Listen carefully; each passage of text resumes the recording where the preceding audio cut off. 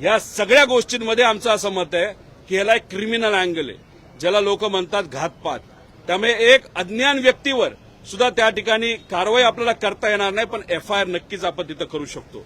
त्यामुळे सर्व प्रेसशी बोलल्यानंतर मी मरीन ड्राईव्ह पोलीस स्टेशनला त्या ठिकाणी जाणार आहे आणि मी डीजीसीएच्या विरोधात तिथं असणारे जे अधिकारी या विमानाच्या संलग्न असणारे नाहीतर या व्हीएसआर कंपनीवर काम करणारे त्या अधिकाऱ्यांवर एफआयआर झालं पाहिजे. त्याच्याचबरोबर व्हीएसआर कंपनीच्या मालकांवर एफआयआर झाला पाहिजे. अॅरो या कंपनीवर एफआयआर झाला पाहिजे.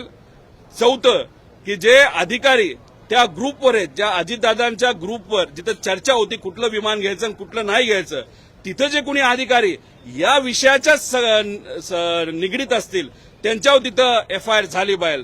आणि एक अननेम्ड एफआयआर ही क्रिमिनल जे आपण त्याला कॉन्स्पिरसी म्हणतो याच्या मागे घातपात हा विषय आहे. त्यामुळे त्या व्यक्तीवर सुद्धा तिथं एफआयआर झाली पाहिजे. त्यामुळे या 5 लोकांवर आणि 5 प्रकारचे एफआयआर करण्यासाठी थोड्या वेळानंतर मी त्या ठिकाणी जाणार आहे.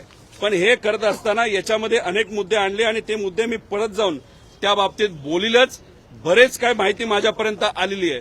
त्यामुळे मला डीजीसीएमध्ये असणाऱ्या लोकांना एवढंच सांगायचंय, त्याच्याचबरोबर तिथं असणारे जे कोणी मंत्री आहेत त्यांना तिथं सांगायचंय, केंद्र सरकारला सांगायचं, राज्य सरकारला सांगायचं की दादांचा ऍक्सिडेंट हा ऍक्सिडेंट आहे का घातपात आहे याच्या खोलात आम्ही जाणारच. आम्हाला कुणी तिथं अडवू शकत नाही. अडवण्याचा प्रयत्न केला तर त्यांना त्या ठिकाणी सांगायचंय की आमच्याकडे बरीच त्या ठिकाणी माहिती आहे. त्यामुळे आम्हाला आमची इच्छा आहे की दादांना तिथं न्याय मिळाला पाहिजे.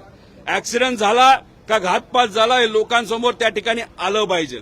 आणि त्यासाठी कुठेही जावं लागलं, कसंही लढावं लागलं, त्यासाठी महाराष्ट्राचा प्रत्येक व्यक्ती हा लढायला तयार आहे. पाताळात जावं लागलं तरी आम्ही पाताळात जाऊ, पण जो कोणी जबाबदार व्यक्ती आहे त्याला बाहेर काढल्याशिवाय आणि जेलमध्ये टाकल्याशिवाय आणि त्याला जबाबदार धरल्याशिवाय आम्ही शांत बसणार नाही.